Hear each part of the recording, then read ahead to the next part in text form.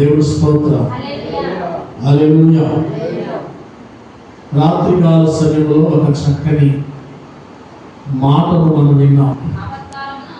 ఆపత్కాలమున నీవు నన్ను గూర్చి మొరపెట్టుము, నేను నిన్ను విడిపించదను, నీవు నన్ను మహిమపరచదవు. ప్రియమైనటువంటి దేవుడు బిడ్డలారా, నేను నిన్ను విడిపించదను అని దేవుడు ఇక్కడ మాట్లాడుతూ ఉన్నాడు. దేవుడు తన బిడ్డల జీవితంలో కలిగి ఉన్న ఏ సమస్యనైనా, ఏ వ్యాధి బాధలనైనా మన దేవుడు విడిపించగలిగినటువంటి దేవుడు ఆయన. ప్రియ దేవుడు బిడ్డలారా, మరి యోసేపు యొక్క జీవితంలో దేవుడు మరణకరమైన గుంట నుంచి దేవుడు విడిపించాడు. దానియేలును దేవుడు, ప్రియమైనటువంటి దేవుడు బిడ్డలారా, సింహపు బోనులో నుంచి దేవుడు ఏ హాని కలగకుండా, ఏ అపాయము కలగకుండా దేవుడు విడిపించినట్లుగా మనం చూస్తూ ఉన్నాం. అలాగే దేవుడు ఇర్మియా ప్రవక్తతో మాట్లాడుతూ తన ప్రజలైనటువంటి ఇశ్రాయేలీయులకు కలుగుతున్నటువంటి వినాశనము కలగబోతుంది.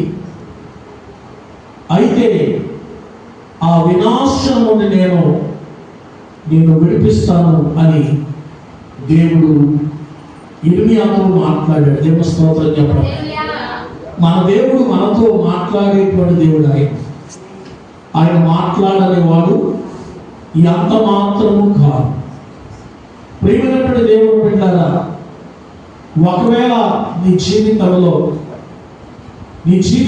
ఒకవేళ ఏదైనా వేదనతో ఉన్నా, బాధతో ఉన్నా, కష్టములో ఉన్నా, దేవుడు నీతో మాట్లాడి నీ వేదనను తీర్చగలిగినటువంటి దేవుడు. పరిశుద్ధ గ్రంథంలో మనందరికీ తెలిసినటువంటి ఒక వ్యక్తి ఉన్నాడు. ఆ వ్యక్తి పేరు ఏంటంటే ఎబ్బేసు. ఎవరు చెప్పండి? ఎబ్బేసు. ఒకసారి ఆ వాక్యాన్ని మనం చదువుదాం. బైబిల్లో రాయబడినటువంటి ఆ శ్రేష్టమైనటువంటి మాట ఏంటంటే, ఎబ్బేసు ఎలాంటి వాడంటే ఇశ్రాయేలీయుల దేవునికి మొర్రపెట్టాడు. మొర్రపెట్టినప్పుడు దేవుడు తన మొర్రను ఆలకించి అతడు మనవి చేసినటువంటి వాటన్నిటిని కూడా అతనికి దయచేసినట్లుగా బైబిల్లో మనం చూస్తాం. ప్రియమైనటువంటి దేవుడు బిడ్డలారా, ఎబ్బేసు గురించి తన తల్లి ఒక మాట అంటది. ఏంటి ఆ మాట అంటే, నేను వేదనతో ఇతన్ని కన్నాను, వేదనతో కన్నాను అంటుంది. ప్రియమైనటువంటి దేవుని బిడ్డలారా, ఎందుకు అలాంటి మాట తల్లి నోట నుంచి పలకవలసి వచ్చింది అని ఒక్కసారి మనము ఆలోచన చేస్తూ ఉన్నప్పుడు, ఆమె వేదనతో కన్నదట. ప్రియమైనటువంటి దేవుని బిడ్డలారా, అందుకే అతనికి ఎబ్బేసు అనేటువంటి పేరు పెట్టింది. ఎబ్బేసు అనేటువంటి పేరుకి అర్థం వేదన. ఎబ్బేసు తన సహోదరుల కంటే ధనము పొందినటువంటి వాడై ఉండెను. వేదన పడి ఇతని కంటినని అతని తల్లి అతనికి ఎబ్బేసు అను పేరు పెట్టెను. ఎబ్బేసు ఇశ్రాయేలీయుల దేవుని గూర్చి మొరపెట్టి, నీవు నన్ను నిశ్చయముగా ఆశీర్వదించి నా సరిహద్దును విశాలపరచి నీ చెయ్యి నాకు తోడుగా ఉన్న దయచేసి నాకు కీడు రాకుండా దానిలో నుండి నన్ను తప్పించుము అని ప్రార్థింపగా దేవుడు అతను మనవి చేసినటువంటి దానిని అతనికి దయచేసెను. చాలు. దేవునికి స్తోత్రం చెప్పండి. హల్లెలూయా. ప్రియమైనటువంటి దేవుని బిడ్డలారా, ఎబ్బేసు అంట తన సహోదరులందరికంటే కూడా ఘనత పొందుకున్నాడు. ప్రియమైనటువంటి దేవుని బిడ్డరా, అతడు తన సహోదరులందరికంటే కూడా ఘనతను పొందుకుంటానికి గల కారణము ఏమిటి అంటే, ప్రియమైనటువంటి దేవుని బిడ్డ రాయబడింది, అతడు ఇశ్రాయేలీయ దేవునికి ఏం చేశాడు? మొరపెట్టాడు. ఇశ్రాయేలీయ దేవునికి మొరపెట్టాడు. అసలు ఇశ్రాయేలీయ దేవుడు ఎవరు అంటే, ప్రియమైనటువంటి దేవుని బిడ్డలారా, ఇశ్రాయేలీయ దేవుడు ఎవరు చెప్పండి? యెహోవా దేవుడు. దేవుని స్తోత్రం చెప్పండి. యెహోవా దేవుడు కాగలిగినటువంటి జనులు ధన్యులని దేవుని వాక్యము సెలవిస్తుంది. ఈ పగటికాల సమయంలో దేవుని వాక్యాన్ని వింటున్నా నీ నా జీవితంలో ప్రియ దేవుని బిడ్డలారా, ఆ దేవుని కలిగినటువంటి నీవు నేను మనమందరము కూడా ఏమై ఉన్నాము అంటే ధన్యులమై ఉన్నాం. దేవుని స్తోత్రం చెప్పండి. 128వ కీర్తనలో కూడా అంటారు కదా, యెహోవా యందు భయభక్తులు కలిగి ఆయన త్రోవల యందు నడుచువారందరూ ధన్యులు. నిశ్చయముగా నీవు నీ చేతుల కష్టార్జితము అనుభవించదవు. నీవు ధన్యుడవు, నీకు మేలు కలుగును. నీ లోకిట నీ భార్య ఫలించు ద్రాక్షావల్లి వలె ఉంటది. చాలు. ప్రియమైనటువంటి దేవుని బిడ్డలారా, యెహోవా దేవుడు కాగలిగినటువంటి జనులు ధన్యులు అని చెబుతూ ఇక్కడ అంటాడు. 128వ కీర్తనలో అంటున్నాడు, యెహోవా యందు భయభక్తులు కలిగి ఆయన త్రోవల యందు నడుచువారందరూ ధన్యులు. నిశ్చయముగా నీవు నీ చేతుల కష్టార్జితము అనుభవించదవు. నీవు ధన్యుడవు, నీకు మేలు కలుగుతుంది. నీ లోకిట నీ భార్య ఫలించు ద్రాక్షావల్లి వలె ఉంటది. దేవుని స్తోత్రం. నీ భోజనపు బలచుకు నీ పిల్లలు ఒలీవ మొక్కల వలె ఉంటారు. దేవుని స్తోత్రం చెప్పండి. శ్రేష్టమైనటువంటి కుటుంబం. ప్రియమైనటువంటి దేవుని బిడ్డలారా, కుటుంబముగా దేవుని సన్నిధిలో ప్రార్థించటం అనేది ఎంత ధన్యకరమైనటువంటి జీవితమో ఒకసారి మనం ఆలోచన చేస్తే, ప్రియమైన దేవుని బిడ్డలారా, ఆ దేవాది దేవుడు, ఆ ప్రభువుల ప్రభు అయినటువంటి యెహోవా దేవుని ఎబ్బేసు దేవుడిగా కలిగి ఉన్నాడు. దేవుని స్తోత్రం చెప్పండి. ఆ దేవాది దేవుని గురించి దేవుని సన్నిధిలో ఏం చేస్తున్నాడంట? మొరపెడుతున్నాడు. కనుకనే తన సహోదరులందరికంటే కూడా అతడు ఘనతను పొందుకున్నాడు. దేవుని స్తోత్రం చెప్పండి. ఘనతను పొందుకోవడానికి గల కారణం ఏంటంటే తన యొక్క ప్రార్థనా జీవితం. దేవునికి స్తోత్రం చెప్పండి. తన యొక్క పరిశుద్ధ జీవితం. ప్రియమైనటువంటి దేవుని బిడ్డలారా, తన యొక్క జీవితంలో దేవునికి అతనికి మధ్యలో ఉన్నటువంటి సహవాసము, దేవుడితో ఉన్నటువంటి సంబంధం. దేవునికి స్తోత్రం చెప్పండి. అందుకే యోబు గ్రంథంలో అంటాడు, ఆయనతో సహవాసము చేసిన ఎడల నీకు మేలు కలుగును, అలాగనే నీకు సమాధానము కలుగును అని చెప్పాడు. దేవుడితో సహవాసము చేయాలి. ఈ రోజు నా ప్రియమైనటువంటి దేవుని బిడ్డలారా, దేవుడితో సహవాసము చేయవలసినటువంటి వారు చాలా మంది ఎవరితో సహవాసం చేస్తూ ఉన్నారు? లోకముతో సహవాసము చేసేటువంటి వారుగా ఉన్నారు. అందుకనే బైబిల్ అంటాడు, ఏమండి? ఈ లోక స్నేహము దేవునితో వైరమని మీరు ఎరగరాని దేవుడు ప్రశ్నిస్తూ ఉన్నాడు. అవును ప్రియమైనటువంటి దేవుని బిడ్డ, ఏ స్నేహం అంట? ఈ లోక స్నేహము దేవునితో వైరము.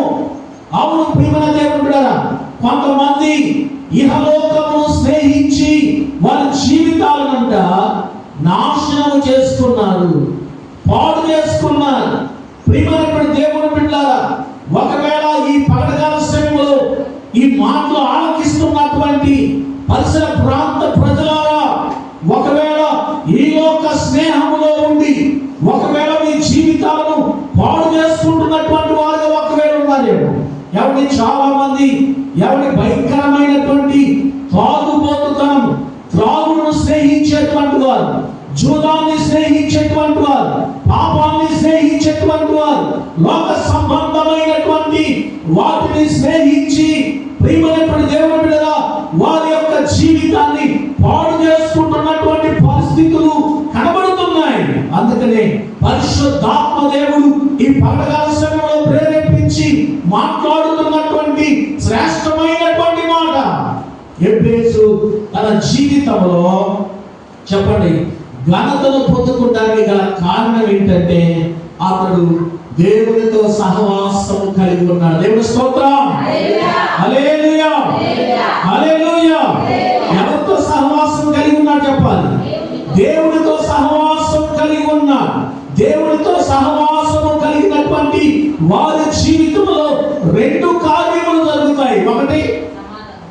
ఒకటి నీకు సమాధానము కలుగుతుంది. దేవుని స్తోత్రం చెప్పాలి. రెండవది నీకు మేలు కలుగుతుంది. దేవుని స్తోత్రం చెప్పండి. హల్లెలూయా.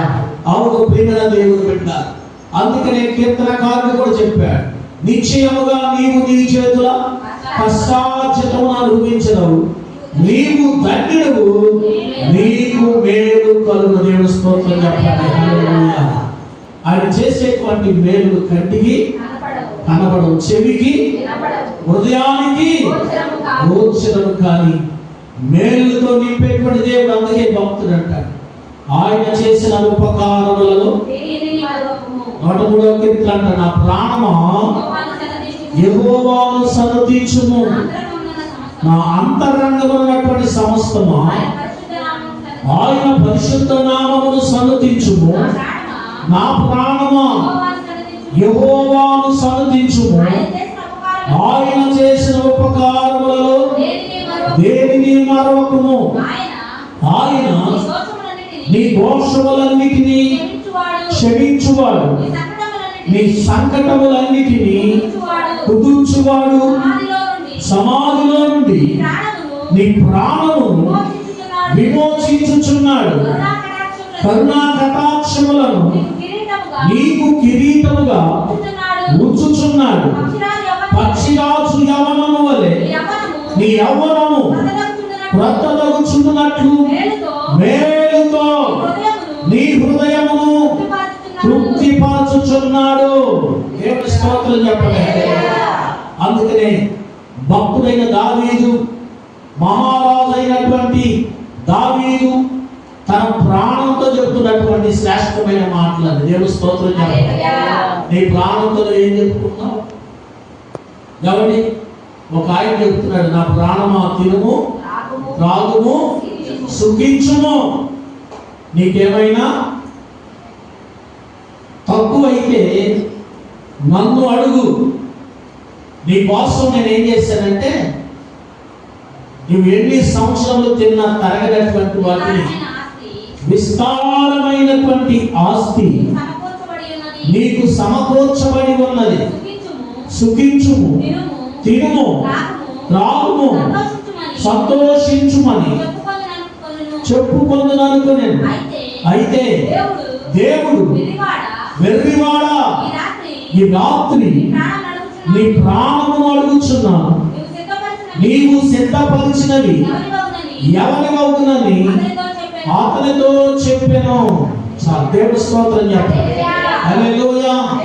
ప్రియమైనటువంటి దేవుని బిడ్డలారా, దేవుడు అంటున్నాడు, ఓరి వెర్రివాడా, ఈ రాత్రి నీ ప్రాణమును నేను అడుగుతున్నాను అంటున్నాడు దేవుడు. ఎవరన్నా ఈ వ్యక్తి? చెప్పండి, ఎవరి వ్యక్తి? చెప్పండి. ధనవంతుడు. ధనవంతుడు ఎలాంటి ధనవంతుడు అంటే తాను వేసుకునేటువంటి వస్త్రాల గురించి కూడా బైబిల్ రాయబడింది. సన్నపు నార వస్త్రములను ధరించుకునేటువంటి వాడట. ప్రియమైనటువంటి దేవుని బిడ్డలారా, తన ప్రాణముల గురించి ఎంతగానో ఎవరి ఆత్మ కలిగినటువంటి వ్యక్తిగా ఉన్నాడు. అన్నాడు, తన ప్రాణంతో నా ప్రాణమా అనేక సంవత్సరములకు విస్తారమైన ఆస్తి నీకు సమకూర్చబడి ఉన్నాయి. సుఖించుము, తినుము, త్రాగుము, సంతోషించుమని చెప్పుకుందనుకున్నాడు. తన ప్రాణంతో అంటున్నాడు, సుఖించుము, త్రాగుము, సంతోషించుము అంటున్నాడు. ప్రియమైనటువంటి దేవుని బిడ్డ, ఈ రోజున చాలా మంది ఇలాంటి వారు లేకపోలేదు. ఎవరి ఏం చేస్తూ ఉన్నారు? ప్రియమైనటువంటి దేవుడు ఉదయకాల సమయంలో మరి ఎంతగానో ఉదయకాల సమయం నుంచి సాయంకాలం వరకు కష్టపడి రెక్కలను ముక్కలు చేసుకుని వచ్చినటువంటి ప్రియుల ద్రవ్యాన్ని తన ఇంటికి తీసుకొని రాకుండా ప్రియమైనటువంటి దేవుని బిడ్డలారా వ్యర్థంగా ఖర్చు పెట్టేటువంటి వారు లోకంలో కోపలుగా కనబడుతూ ఉన్నారు. రోడ్డు అంటే వెళ్తుంటే సాయంకాలం అవగానే రోడ్డు పక్కన ఆ పక్కన ఈ పక్కన కూర్చొని ప్రియమైనటువంటి దేవుని బిడ్డలారా బిర్యానీ ప్యాకెట్లు తెచ్చుకొని మందు తెచ్చుకొని ప్రియమైనటువంటి దేవుని బిడ్డలారా భయంకరమైనటువంటి రీతిలో తింటూ త్రాగుతూ కొంతమంది రోడ్డు మీద పక్కన పడిపోయినటువంటి వారు ఎంతో మంది మనం చూస్తున్నాం. ఎంత దౌర్భాగ్యపు స్థితి! ఎవరి ఎంత భయంకరమైనటువంటి దుస్థితి అంటది. ప్రియమైనటువంటి దేవుని బిడ్డలారా ఎంత మాత్రము సిగ్గు లేకుండా, ఎంత మాత్రము ప్రియమైనటువంటి దేవుని బిడ్డలారా మరి వారి జీవితాలను పాడు చేసుకుంటున్నటువంటి పరిస్థితులు కనబడుతున్నాయి. కనుక ప్రియ దేవుని బిడ్డలారా దేవుడు చెప్తున్నాడు, ఓరి వెలువాడా, ఈ రాత్రి నీ ప్రాణం అడుగుతున్నాను, నీవు సిద్ధపరిచినవి ఎవరు అవుతాయి అని చెప్పి దేవుడు మాట్లాడుతూ ఉన్నాడు. అవునండి, మానవుడి లోకంలో ఉన్నంత కాలమే కానీ ఈ లోకాన్ని విడిచి వెళ్ళిన తరువాత వెళ్ళిపోతూ ఎవడు కూడా ఎంత మాత్రము పూసుకు పుల్లైనను తీసుకొని పోలేడు. దేవుని స్తోత్రం చెప్పాలి. హల్లెలూయా, హల్లెలూయా. అవును ప్రియమైనటువంటి దేవుని బిడ్డ, బైబిల్లో యాకోబు రాసిన పత్రికలో 4వ అధ్యాయంలో కూడా మనం ఒకసారి చూస్తాం. ఎవరిని నేలైనను రేపైనను ఒకనొక పట్టణానికి వెళ్ళి అక్కడ ఒక సంవత్సరం నుండి వ్యాపారం చేసి లాభము సంపాదించుము రండని చెప్పుకొని వారులారా, రేపేమి సంభవించునో మీకు తెలియదు. మీ జీవము ఏ పాటిది? మీరు కొంతసేపు కనబడి అంతలో మాయమైపోయే ఆవిరి వంటి వారే. కనుక ప్రభు చిత్తమైతే మనము బ్రతికి ఉండి ఇది అని చెప్పుకొనవలెను. ఇప్పుడైతే మీరు మీ డంబములయందు అతిశయపడుతున్నారు. మానవుడు ఏం చేస్తున్నాడు? వానుకున్నటువంటి డంబములయందు అతిశయపడుతున్నటువంటి వారుగా కనబడుతున్నారు. అవును ప్రియమైనటువంటి దేవుని బిడ్డ, కలిగి ఉన్నటువంటి ధనాన్ని చూసి, కలిగి ఉన్న బంగారమును చూసి, కలిగి ఉన్న వెండిని చూసి, కలిగి ఉన్న వస్త్రములను చూసి మనుషులు ఏం చేస్తున్నారంటే అతిశయపడుతున్నారు. వారి డంబములయందు వారు అతిశయపడుతూ ఉన్నారని దేవుని వాక్యములో మనం చూస్తూ ఉన్నాం. కానీ దేవుడు అంటున్నాడు, ప్రియమైనటువంటి దేవుని బిడ్డలారా, రేపేమి సంభవించునో మీకు తెలియదు. దేవునికి స్తోత్రం చెప్పండి. మీ జీవము ఏ పాటిది? మీరు కొంతసేపు కనబడి అంతలోనే మాయమైపోయే ఆవిరి వంటి వారు. దేవునికి స్తోత్రం చెప్పండి. అవును ప్రియ దేవుని బిడ్డలారా, రేపేమి సంభవించునో మీకు తెలియదు. మీ జీవము ఏ పాటిది? 2-3 సంవత్సరాలు ఉన్నాయేమో చిన్న బాలుడు, చిన్న పిల్లడు. తన తల్లి ఏం చేసిందంటే స్నానం చేపిద్దామని వాటర్ హీటర్ పెట్టింది నీళ్ళలో. వీడికి అలవాటు ఏం చేసిందంటే బకెట్లో కూర్చోబెట్టి స్నానం చేయించడం అలవాటు చేసింది. ఏంటి? బకెట్లో కూర్చోబెట్టి స్నానం చేయించడం అలవాటు చేసింది. మరి ఏడు నీళ్లు పెట్టి ఆ పనాలు చేసుకుంటుందేమో. వీడు వెళ్ళి ఏం చేశాడు? ఆ బకెట్లో కూర్చున్నాడు. వాటర్ హీటర్ స్విచ్ చేసినటువంటి వాటర్ హీటర్ బకెట్లో ఆ నీళ్ళలో కూర్చునేటప్పటికి కరెంటు ఊరుకుంటుందా? ప్రాణాలు పోయింది, చనిపోయాడు. ఎక్కడో జరిగిన సంఘటన కాదు, మన బంధంలోనే జరిగింది.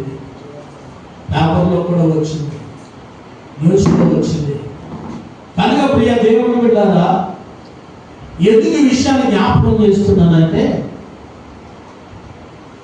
మరణం అనేది ఎప్పుడు వస్తుందో మనకు వయసులో కూడా ప్రమేయము,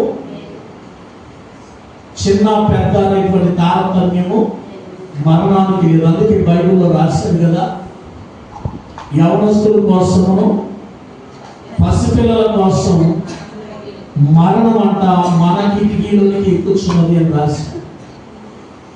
మరి దేవుని బిడ్డలు ఏం చేయాలి? ఎవరి రోదనము చేసేటువంటి స్త్రీలను కనుగొనండి. రోదనము చేసేటువంటి స్త్రీలను కనుగొనండి. వారిని పిలవనప్పుడు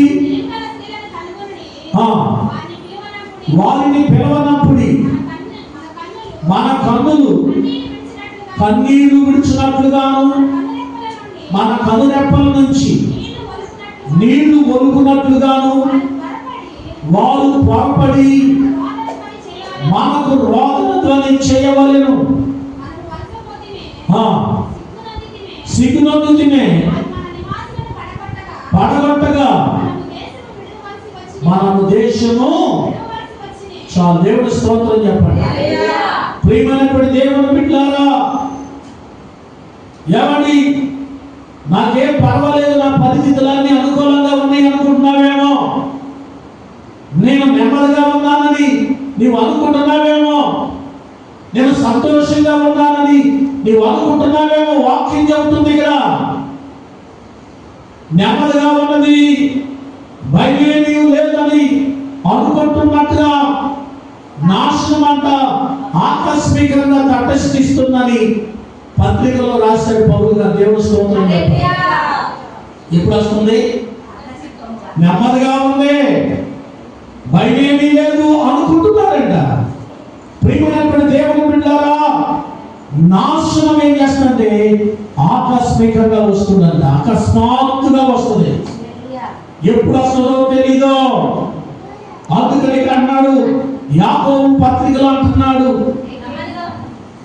నేనైనను రేపైనను ఒకానొక పట్టణమునకు వెళ్ళి 1 సంవత్సరం నుండి వ్యాపారం చేసి లాభము సంపాదించుము రండని చెప్పుకొని వారులారా, రేపేమి సంభవించునో మీకు తెలియదు. మీ జీవము, దేవుని స్తోత్రం చెప్పండి, మీ జీవము ఏ పాటిది? మీరు మీ దంపముల యందు మీరు అతిశయపడుతున్నారేమో. ఇది అతిశయం అంతా కూడా ఏమైంది? చెడ్డదయ్యింది. కనుక ప్రియులారా, ధనవంతుడు కూడా అనుకున్నా, నా ప్రాణము తినుము త్రాగుము సుఖించుము, నీకు కావలసినవన్నిటిని కూడా నేను నీకు సమకూర్చాను, సిద్ధపరిచాను అని చెబుతున్నాడు. కానీ దేవుడు అంటాడు, ఓరి వెలివాడా, ఈ రాత్రే నీ ప్రాణమును అడుగుతున్నాను, నీవు సంపాదించినవన్నీ ఎవరు అవుతాయి. అందుకని ప్రియ దేవుని బిడ్డలారా, దావీదు భక్తుడు అంటాడు తన ప్రాణముతో, నా ప్రాణమా యెహోవాను సమ్మతించుము, నా అంతరంగంలో ఉన్నటువంటి సమస్తమా ఆయన పరిశుద్ధ నామమును సమ్మతించుము.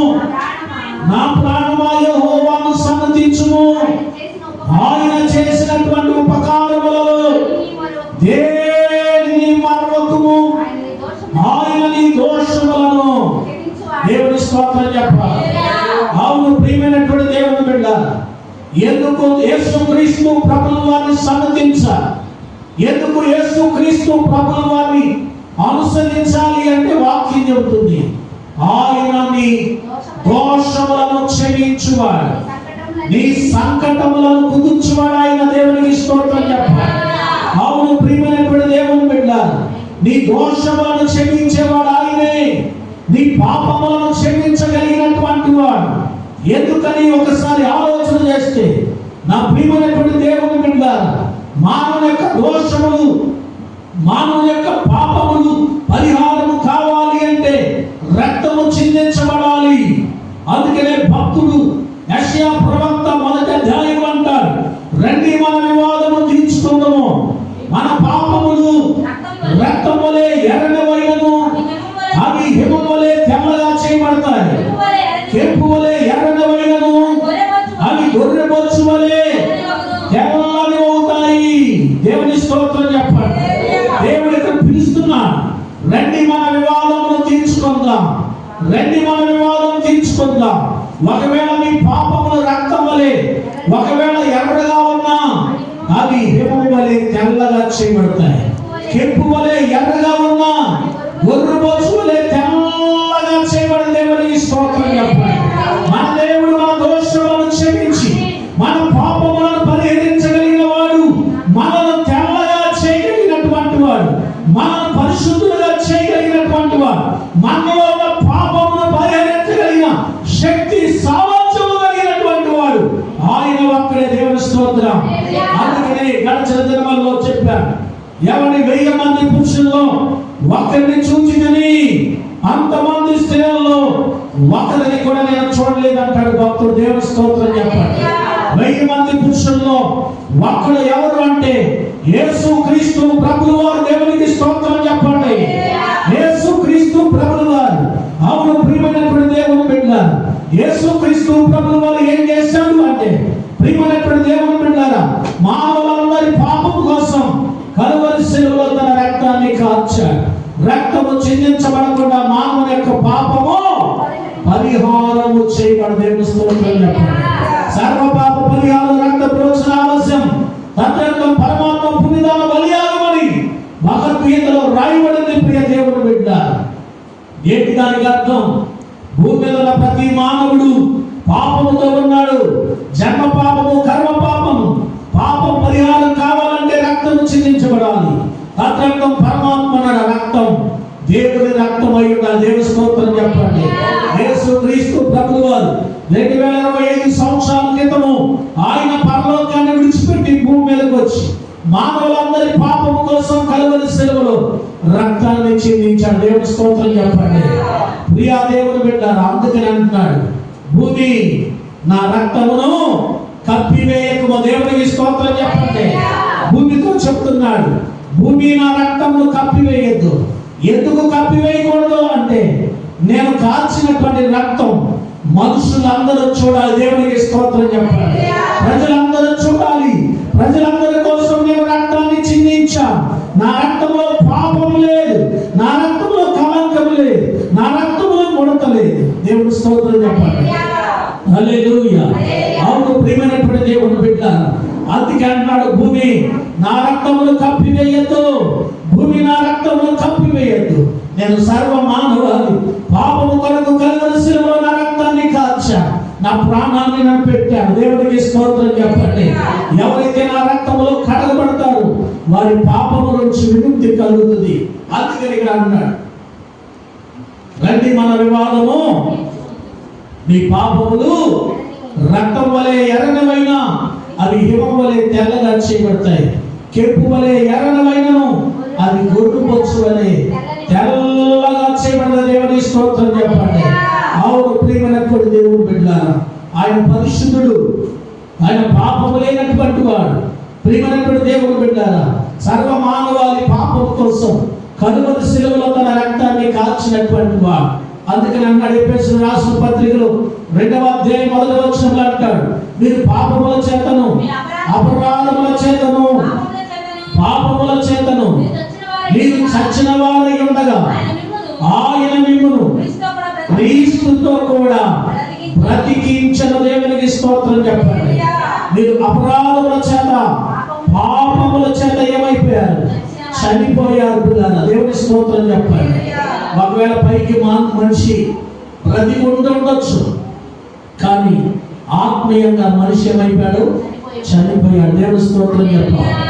కనుక పిల్లలుగా అన్నాడు పౌలు భక్తుడు, మీరు అపరాధముల చేతను, పాపముల చేతను చచ్చిన వారై ఉండగా ఆయన మిమ్మును క్రీస్తుతో కూడా బ్రతికించిన దేవుని స్తోత్రం చెప్పండి. ఆయన అంటే ఎవరు ఇక్కడ అమ్మా? ఎవరు ఆయన? ఆయన ఎవరు? తండ్రి అయిన దేవుడు. దేవుని స్తోత్రం చెప్పండి. తండ్రి అయినటువంటి దేవుడు తన కుమారుడైన క్రీస్తుతో కూడా ఏం చేశాడు? బ్రతికించాడు. క్రీస్తు ప్రభువు వారు మన కొరకు కలువరి శిలువలో కాచిన పరమ పవిత్రమైన రక్తమును బట్టి దేవుని స్తోత్రం చెప్పండి. అవును ప్రియమైనటువంటి దేవుని బిడ్డలారా, ఆయన రక్తము చిందించకపోతే మానవ యొక్క పాపములకు ఏం లేదు, నిష్కృతి లేదు. నిష్కృతి లేదు.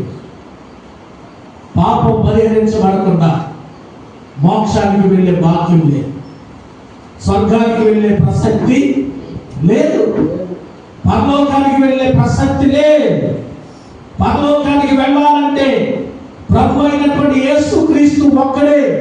నేనే మార్గమును, నేనే సత్యమును, నేనే జీవమునై ఉన్నాను, నా ద్వారానే తప్ప ఎవడను తండ్రి యొద్దకు రాడు. దేవుడి స్తోత్రం చెప్పండి. యేసుక్రీస్తు ప్రభువు వారు తప్ప అది ఏ మార్గంలో నువ్వు వెళ్ళినా నువ్వు ఎంత మాత్రము మోక్షంలోనికి చేర్చబడలేవు. యేసుక్రీస్తు ప్రభువు వారు ఈ లోకానికి వచ్చి మానవుల యొక్క పాపం కోసం కలువరి శిలువలో రక్తాన్ని కాచి ప్రాణాన్ని పెట్టి చనిపోయి సమాధిలో పెట్టబడి మూడవ దినాన మృత్యుంజయుడై తిరిగి లేచి ఆయన ప్రియ దేవుని బిడ్డ ఆయన పరలోకానికి ఆరోహుడై వెళ్ళాడు. దేవుని స్తోత్రం చెప్పండి. ఆయన వెళుతూ అంటాడు, నేను మరలా వస్తాను, నా తండ్రి యొక్క అనేక నివాసములు కలవు, లేని నేను మీతో చెప్పుదును, నేను మీకు స్థలము సిద్ధపరచడానికి వెళుతున్నాను. నేను వెళ్ళి మీకు స్థలము సిద్ధపరచని ఎడల నేనుండు స్థలములో మీరు ఉండులాగున మరలా వచ్చి నా యొద్ద ఉండుటకు మేము తీసుకొని పో. దేవుని స్తోత్రం చెప్పండి. ఎవరైనా చెప్పారు ఈ మాట అంటే? ఎవ్వరు చెప్పలే. నేను మరలా వస్తాను, నేను వచ్చి నేను మిమ్మల్ని తీసుకొని పోతాను. దేవుని స్తోత్రం చెప్పండి. అవును ప్రియమైనటువంటి దేవుని బిడ్డ, ఆయన రాబోతూ ఉన్నాడు. ఆయన రాబోతూ ఉన్నాడు అనడానికి సూచనలు భూమి మీద కనబడుతున్నాయి. ఆయన చెప్పిన సూచన చెప్పండి. ఎప్పుడు వస్తావు ప్రభువా అంటే ఆయన చెప్పినటువంటి మాట శిష్యులు అడిగారు యేసు ప్రభువాని, ఆ కాలమును గురించి రాయనక్కర్లేదు. రాత్రి వేళ దొంగ ఎలా వచ్చినో ప్రియమైన దేవుని బిడ్డలారా, శిష్యులతో చెప్పిన మాట ఏంటో తెలుసా? యేసుక్రీస్తు ప్రభువు వారు శిష్యులతో చెప్పిన మాట ఏమండి? కరువులు, భూకంపములు, రాజ్యం మీదకి రాజ్యము, దేశం మీదకి దేశము లేపబడుతుంది. ఇవన్నీ వేదనలకు ప్రారంభం. దేవుని స్తోత్రం చెప్పండి. కనుక ప్రియమైన దేవుని రాకడకు సూచనలో జనం మీదకి జనమును, రాజ్యం మీదకి రాజ్యమును లేచును, అక్కడక్కడ కరువులు, భూకంపములను కలుగును, వేదనలకు ప్రారంభ. దేవుని స్తోత్రం చెప్పండి. హల్లెలూయా. ఇల్లు అవగానే పండగ, ఇల్లు అవగానే పండగ కాదు, ఇవన్నీ వేదనలకు ప్రారంభం. అసలు వీటినే మానవుడు ఏం చేస్తున్నాడు? తట్టుకోలేకపోతున్నాడు, విలగలాడిపోతున్నాడు. కలుగుతున్నటువంటి సమస్యలను బట్టి, కలుగుతున్నటువంటి శోధనను బట్టి ప్రియమైనటువంటి దేవుని బిడ్డలారా, మానవుడు తట్టుకోలేకపోతున్నాడు. కానీ యేసుక్రీస్తు ప్రభువు వారు అన్నాడు, ఇవన్నీ కూడా వేదనలకు ప్రారంభం. దేవునికి స్తోత్రం చెప్పండి. అవును ప్రియమైన దేవుని బిడ్డలారా, ఇవన్నీ దేవుని రాకడకు సూచనలు మాత్రమే. దేవుని స్తోత్రం చెప్పండి. కానీ ఎప్పుడు వస్తాడో తెలియదు. ఎప్పుడంట? నేడో రేపో. ఒకవేళ ఈ రాత్రికే ఒకవేళ దేవుడు రాకడ వస్తే, దేవుని వాక్యాన్ని బోధిస్తున్న నా పరిస్థితి, దేవుని వాక్యాన్ని వింటున్న నీ పరిస్థితి ఏమిటి ఒక్కసారి ఎప్పుడైనా ఆలోచించారా? ఒకవేళ ఈ రాత్రి దేవుని రాత్రి వస్తే, ఇంకో మాట ఉంది, ఒకవేళ ఈ రాత్రి మనం ప్రాణం పోతే, ఏమండి దేవుని రాజ్యంలో మనము ఉండగలిగినటువంటి అర్హత మనం పొందుకున్నామా? చెప్పాలి. ప్రియమైనటువంటి దేవుని బిడ్డ, నీవు పరిపూర్ణంగా సిద్ధపడినటువంటి వ్యక్తిగా ఉన్నావా? నువ్వు ఎత్తబడేటువంటి గుంపులో ఉండడానికి నీవు అర్హతను పొందుకున్నావా లేదా అనేటువంటి విషయాన్ని దేవుడు ప్రశ్నిస్తున్నాడు. పాట అర్థం అదే, నేడో రేపో నా ప్రియుడేసు మేఘాల మీద వేగముగా ఆయన రాబోతూ ఉన్నాడు. దేవుడు బిడ్డ, దేవుడు స్తోత్రం చెప్పాడు. కడబోర స్వరము ధ్వనించగా ప్రియుని స్వరము వినిపించవాడు. దేవుడు స్తోత్రం చెప్పండి. కడబోర స్వరం అంటే అది చివరిది. మొదటి దశలోనికి రాసిన పత్రికలో 4వ అధ్యాయంలో ఉంటుంది. ప్రియమైన దేవుడి బిడ్డ, ఆయన రాకడ గురించి రాయబడింది. ప్రధాన దూత ఆర్భాటముతోనూ ప్రధాన దూత శబ్దముతోనూ దేవుని బోరతోనూ పరలోకం నుండి ప్రభువు దిగి వచ్చును. క్రీస్తునందుండి మృతులైనటువంటి వారు మొదట లేదును, ఆ మీదట సజీవులమై నిలిచియుండు మనం వారితో కూడా ఏకముగా ప్రభువుని ఎదుర్కొనడానికి ఆకాశ మండలమునకు మేఘముల మీద కొనుకోబడతా. దేవుని స్తోత్రం చెప్పండి.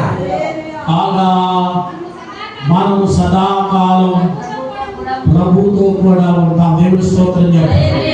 ఈ లోకంలో ఉన్నంత కాలం ప్రభుతో ఉంటే, ఈ లోకాన్ని విడిచిన తర్వాత కూడా ప్రభుతో ఉండేటువంటి భాగ్యం దేవుడు ఇస్తాడు. దేవుని స్తోత్రం చెప్పండి.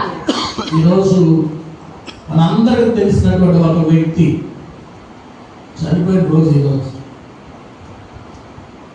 చెప్పాలంటే మన సంఘ సభ్యులు ఏలియా ముద్దాలపై ఈరోజు చనిపోయిన రోజు. గడిచిన వారం తల్లిగారు చెప్పారు. ప్రియమైన దేవుని బిడ్డలారా, నిజంగా దేవుడు ఎందుకో సందర్భ సహితంగా ఈ మాటలన్నింటినీ దేవుడు మాతో మాట్లాడుకుంటూ వస్తున్నాడు. దేవుడు స్తోత్రం చెప్పండి. అవును ప్రియమైనటువంటి దేవుని బిడ్డలారా, సదాకాలం మనము ప్రభుతో ఉండాలి. ప్రభుతో ఉండాలంటే ఈ లోకంలో ఉన్నంత కాలం మనం ఎవరితో ఉండాలి? ప్రభుతో ఉండాలి. దేవుని స్తోత్రం చెప్పండి. హల్లెలూయా. ఏమండి, మనము ఎవరి కోసం దేవుని సన్నిధికి వస్తున్నాం? దేవుని కోసం మనము దేవుని మందిరంలోకి వస్తున్నాం. దేవుని స్తోత్రం చెప్పండి. మనుషుల కోసం కాదు, మనుషుల కోసం కాదు. ఒకవేళ మనుషుల కోసం అయితే నీకు మందిరానికి వచ్చిన ప్రయోజనం లేదు. అందుకే వాక్యం అంటాడు, మనుషులను నమ్ముకునే కంటే యెహోవాను ఆశ్రయించటం మేలు. రాజులను నమ్ముకునే కంటే యెహోవాను ఆశ్రయించటం మేలు. యెహోవాను ఆశ్రయించినటువంటి నరుడు ధన్యుడు. దేవుని స్తోత్రం చెప్పాలి. మనుషులను ఆశ్రయించినటువంటి వాడు శాపగ్రస్తుడని బైబిల్లో రాయబడింది. మనుషులను ఆశ్రయించిన వాడు శాపగ్రస్తుడు.